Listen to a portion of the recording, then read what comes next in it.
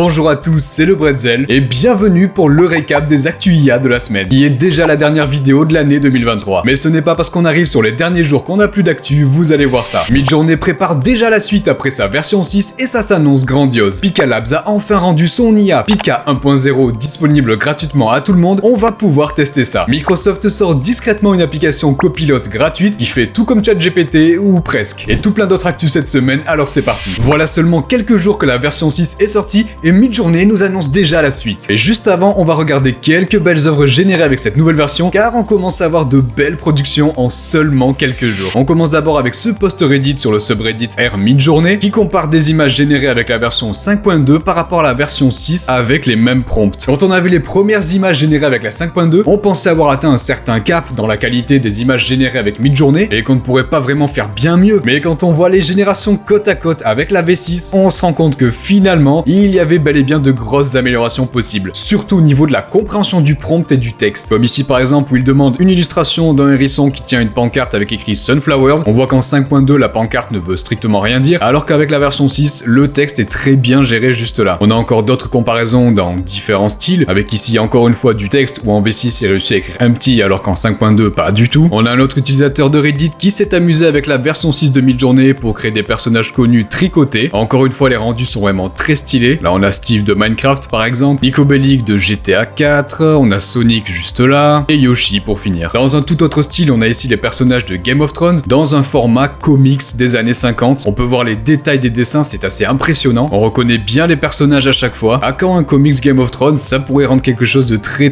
stylé. Et pourquoi pas les écrans de chargement du prochain GTA 6 avec des célébrités comme on a juste ici. Bref, ça ne fait que quelques jours que Midjourney V6 est sorti et on a déjà de très belles créations. J'ai hâte de voir ce que nous réserve la suite. Mais ce sont surtout les nouvelles annonces de Midjourney qui nous intéressent. Rapportées ici par Nick Saint-Pierre sur X. Ils vont commencer à entraîner un modèle de génération de vidéos en janvier, donc il faudra patienter encore un petit moment avant de pouvoir l'utiliser. Mais Runway, Stable Diffusion Vidéo ou Pika Labs vont avoir du souci à se faire. On a ensuite une grosse mise à jour de la version 6 de Midjourney qui arrive la semaine prochaine, mettant l'accent notamment sur la génération de texte, mais aussi la compréhension et la précision des prompts. On aura ensuite Link Painting, donc la possibilité de modifier seulement des éléments d'une image avec l'IA, qui sera la première grosse fonctionnalité qui arrivera sur la version 6. Le modèle Niji version 6, spécialisé dans les animés et mangas, est actuellement en préparation, et il travaille également sur la cohérence des personnages d'une génération à l'autre, pour pouvoir générer des images d'une même personne plus facilement, à l'image des modèles de type Laura sur Stable Diffusion par exemple. Il y a donc encore du lourd qui arrive, et je vous tiendrai bien entendu au courant de tout ça, alors surtout n'oubliez pas de vous abonner pour pas rater ça. Est-ce que les futurs jeux vidéo seront en partie générés par intelligence artificielle? C'est en tout cas ce qu'a réussi à faire l'utilisateur Strawberry Yogurt sur Reddit avec un concept de jeu vidéo générant des niveaux par intelligence artificielle AI Odyssey. Donc il s'agit d'un simple platformer 2D dans lequel vous écrivez au début ce que vous voulez comme type de jeu et l'IA va générer 5 niveaux correspondants. On voit ici quelques exemples sur sa vidéo de présentation. Donc le but est de traverser le niveau et rejoindre la boule violette à la fin. Un but très simple, on n'est pas sur du GTA 6, mais le principe est intéressant et ça fonctionne plutôt bien. Car bien sûr on peut aller tester ça directement sur son site labi.ai. Le jeu tourne sur le moteur de jeu Unity et vous pouvez le faire fonctionner directement sur votre navigateur. J'ai juste eu un bug en le testant où en arrivant sur le 4e niveau, dès le début du niveau j'étais bloqué par un mur, impossible de passer au-dessus ou à côté, donc pas possible de finir le jeu, il y a quelques petits ajustements à faire. On va tester ça de suite, par exemple si j'écris ici Escaping from a Volcano, voilà comme ceci, j'appuie ensuite sur Entrée, on voit qu'on a un petit temps de chargement, le temps que l'intelligence artificielle crée les 5 niveaux. En attendant on peut faire bouger notre petit bonhomme, donc au niveau des contrôles ce sont juste les flèches du clavier et la touche espace pour sauter, donc des contrôles assez simples qui suffisent amplement. Donc là je suis rentré dans la boule violette qui m'amène sur mon premier niveau, on voit bien qu'il a tenté une génération en lien avec ce que j'ai écrit tout à l'heure. Là notre petit bonhomme essaye de s'enfuir d'un volcan qui rentre en éruption, et donc le but est donc tout simplement d'aller au bout du niveau et sauter dans la boule violette pour aller au prochain. Ça reste très basique, on n'a par exemple aucun ennemi, mais c'est un concept assez intéressant à voir comment ça va évoluer dans quelques années ou même dans quelques mois. On sait très bien qu'avec l'intelligence artificielle ça peut aller très vite. On voit aussi en haut à gauche qu'il a donné un nom à mon jeu vidéo, toujours en lien avec ce que j'ai mis en premier comme prompt. Et voilà, une fois qu'on a terminé les 5 niveaux, on revient sur la page principale où on peut générer un nouveau jeu vidéo. Donc encore une fois, ça reste très basique, mais c'est sympa à voir comment ça va évoluer. Le code pour le projet Spacetime Diffusion a enfin été publié. Donc comme on le voit ici sur la page du projet, il permet d'analyser le mouvement d'une première vidéo et répliquer ce mouvement avec de nouveaux éléments. La page du projet nous montre plusieurs exemples pour mieux saisir. On peut modifier le sujet en mouvement, l'environnement global. Les résultats ont l'air assez fous quand même. On a bien sûr toutes les explications comme d'habitude. Je vous mets le le lien en description. Et si on remonte, on a maintenant le bouton code nous renvoyant sur GitHub. Et une fois sur GitHub, on y trouve tout le code, ce qui nous permettrait de tester. Mais attention, comme précisé dans la partie Motion Transfer, il faut au moins 32 Go de mémoire vidéo pour pouvoir espérer correctement le faire tourner. Autant dire qu'il faut un monstre de puissance, c'est plutôt pour des machines ou des serveurs pro. Et on a également Meta, la maison mère de Facebook et Instagram entre autres, qui a publié le projet Fairy. Donc ce projet permet d'appliquer des modifications sur des vidéos existantes, un peu comme ce que fait Pika Labs et Gen 1 de Runway. On a cette fois sur leur page projet une vidéo de présentation nous montrant quelques exemples. Donc on a d'abord les changements de style, un peu à la façon de Gen 1 de Runway, mais plus impressionnant ici avec cette vidéo de statut auquel on applique différents styles, puis on ajoute des objets comme des lunettes de soleil. Hop, si je remets un petit peu en arrière, là on commence par appliquer du maquillage, on change de style, et hop, ici on vient de rajouter des lunettes directement sur la vidéo. Mais là où Fairy semble se démarquer, c'est la rapidité d'exécution, avec une vidéo de 120 fps en 512 par 384 générée en seulement 14 secondes. On a ensuite les explications du fonctionnement du projet, on a d'autres exemples juste ici, et on voit ici surtout la possibilité de générer des vidéos plus longues qu'habituellement, avec ici des exemples à 27 secondes, alors qu'en général avec d'autres solutions, on est plutôt limité avec des vidéos d'entre 5 et 10 secondes pour les plus longues. Et malheureusement, on n'a pas encore de code publié pour l'instant. Apple aussi se lance dans l'intelligence artificielle, et ils ont même déjà sorti leur propre solution en octobre dernier avec leur modèle Ferret ou Furet. Et en plus, le code est open source directement disponible sur GitHub. Quelque chose de clairement inhabituel pour Apple, qui a plutôt l'habitude de garder ses systèmes bien fermés, bien opaques. Et on apprend pas mal de choses sur ce modèle made in Apple. Pour commencer, Ferret n'est pas limité à la compréhension textuelle, il peut déjà analyser des images, il peut donc combiner des requêtes comprenant du texte de l'utilisateur et une image. Et en plus, Ferret ne se contente pas d'analyser la partie de l'image qu'on lui demande, il va prendre en compte l'image dans sa globalité pour mieux comprendre le contexte. On a donc déjà un modèle multimodal qui gère différentes entrées, donc du texte, des images par exemple, ce qui semble devenir la norme comme avec GPT-4 ou Gemini. Et ce petit pas timide d'Apple dans l'IA pourrait avoir de grandes répercussions dans tous ses produits. On pourrait voir ce genre de modèle intégré à Siri pour lui poser des questions sur des images et autres photos, et surtout une meilleure compréhension globale des requêtes pour avoir un véritable assistant made in Apple. Dites-moi ce que vous en pensez en commentaire, ça s'annonce très intéressant pour 2024. L'attente est enfin finie, Pika 1.0 est enfin disponible gratuitement pour tout le monde. L'IA de génération de vidéos qui est venue tout chambouler en cette fin d'année 2023 a enfin mis fin à sa waiting list. Et c'est dans un simple post sur X que Pika Labs a annoncé la nouvelle. Il suffit de se rendre sur pika.art, on se connecte et on arrive sur quelques vidéos générées par la communauté. L'interface est propre, très claire, pro. On va avoir en haut à droite notre profil et les options. On a différents affichages de l'interface. Si je vais sur My Library, j'ai mon historique de génération de vidéos. Et bien évidemment, tout en bas, l'encart permettant d'écrire la vidéo que vous voulez générer. On a d'autres options en dessous, la possibilité d'envoyer une image et une vidéo pour appliquer des modifications dessus ou même changer le format. On va tenter une génération de vidéos. Je vais demander un chien à côté d'une cheminée durant Noël. Donc là, on a la vidéo qui est en train de se préparer. En attendant, on peut voir les différents tests que j'ai fait juste avant. J'avais déjà essayé avec un chat qui devait regarder le feu pendant Noël également. Ici, je l'avais fait au format carré et j'ai pu étendre pour avoir un format 16/9 juste ici. Ici, j'avais demandé un portrait du Père Noël dans le style animé. Je l'avais fait en carré également. Et cette fois-ci, je l'ai modifié pour lui rajouter des lunettes de soleil juste là. Bon, là, pour le coup, on voit vraiment que les lunettes de soleil ont été rajoutées après coup. Et voilà, en quelques secondes, on a notre vidéo de chien à côté d'une cheminée durant Noël. Et le rendu est tout à fait acceptable, sachant que ça a été généré en quelques secondes. De toute façon, si le résultat ne me convient pas, je peux toujours recommencer en faisant ici retry, ou alors modifier mon prompt avec reprompt, modifier des éléments dans la vidéo avec edit. Je peux également augmenter la durée de la vidéo. Là, on est sur une vidéo de 3 secondes. Je peux rajouter 4 secondes à chaque fois. Et on peut également upscale pour améliorer la qualité de la vidéo. Donc, par exemple, ici, si je fais edit, on a la vidéo qui va venir se mettre en bas, qui reprend notre prompt. Donc, alors, je peux ici modifier soit le prompt, je peux modifier une région, donc je peux modifier un élément de la vidéo, ou expand canva, donc je peux modifier les dimensions de la vidéo. On va essayer ça, expand canva. Donc là, on a notre vidéo. Si par exemple, donc on était sur du 16/9, on va essayer plutôt en mode portrait. Donc je vais la mettre un peu plus bas. Voilà. Donc là, lors de la génération, il va venir compléter ici en haut et une petite partie en bas. Voilà, on voit ici que l'IA est en train de procéder à la génération. En attendant, vous pouvez voir qu'ici, j'ai fait une modification de vidéo en ajoutant des cheveux verts par rapport aux cheveux noirs qu'il y avait juste là. Ici, j'ai aussi rajouté un nez rouge de clown. On voit que ça a été bien rajouté. Et tout ça gratuitement en quelques secondes à chaque fois. En attendant que ça génère, si on revient sur la partie prompt en bas, on voit vidéo option, ce qui nous permet avant de générer, de choisir dans quel format on veut générer notre vidéo, le nombre de frames, donc le nombre d'images par seconde. On a également le motion control qui nous permet de préciser les mouvements de caméra qu'on veut dans notre vidéo et à quel point ces mouvements seront forts. On a donc notre première vidéo de chien qu'on avait au format paysage qui a maintenant été agrandie au format portrait. On voit qu'il a essayé de rajouter des détails en haut, on a même une deuxième cheminée, pourquoi pas. Ça reste à peu près cohérent, même si là pour le coup il a rajouté des détails qui ne pourraient pas exister dans la vie réelle. Donc comme vous pouvez le voir, il y a quand même pas mal d'options à tester pour avoir le résultat que vous souhaitez. En tout cas, je vous invite à essayer, c'est vraiment pas mal du tout, surtout pour une version 1. Je vous mets le lien en description, profitez-en tant que c'est gratuit. Microsoft vient de sortir son intelligence artificielle Copilot en application gratuite. Plus besoin d'aller sur Bing ou Edge, vous pouvez enfin avoir accès à Copilot et donc GPT-4 directement sur votre téléphone gratuitement. On reconnaît bien l'interface de Bing Chat, on peut lui parler directement avec la reconnaissance vocale ou simplement envoyer du texte. Notez que si vous lui parlez, l'IA vous répondra en texte et en vocal également. Bonjour, quelles sont les dernières actualités d'intelligence artificielle? Bonjour, c'est Bing. Je suis heureux de vous parler de l'intelligence artificielle, IA, un domaine passionnant et en pleine évolution. Voici quelques-unes des dernières actualités sur l'IA que j'ai trouvées pour vous. L'Union européenne s'est accordée sur une première régulation historique de l'IA visant à protéger les droits fondamentaux des citoyens et à garantir la sécurité et la fiabilité des systèmes d'IA. Copilot peut aussi analyser des images, soit une photo que vous prenez sur l'instant ou des photos de votre téléphone. Attention, si vous ne vous connectez pas avec votre compte Microsoft, vous serez limité à 5 messages avec Copilot que vous pouvez faire monter à 30 messages si vous vous connectez. En allant dans les paramètres en haut à droite, on peut sélectionner afficher toutes les tonalités. On retrouve comme ça les styles de conversation qu'on peut avoir sur Bing Chat si vous préférez. Et bien entendu, on a l'accès gratuit à DALL-E 3 permettant de générer des images. Il suffit d'écrire génère-moi une image puisque vous voulez et vous aurez 4 images générées. L'historique en haut à droite est synchronisé avec Copilot sur PC, donc vous pouvez commencer une conversation sur votre téléphone et continuer sur ordi. On n'a pas encore l'accès au plugin et la possibilité de couper l'accès à la recherche internet, mais ça devrait arriver assez rapidement, ce qui nous permettra de générer des musiques et sons directement avec notre téléphone grâce au plugin Suno. L'application est disponible gratuitement sur Android et ne devrait pas tarder sur iOS. Et voilà pour notre récap des actus IA de la semaine. J'espère que ça vous a plu, surtout n'oubliez pas de lâcher un like et un commentaire, ça aide énormément. Et surtout, n'oubliez pas de vous abonner pour pas rater les prochains récaps et toutes les surprises que je vous réserve en 2024. Je vous souhaite une bonne fin d'année et on se retrouve la semaine prochaine.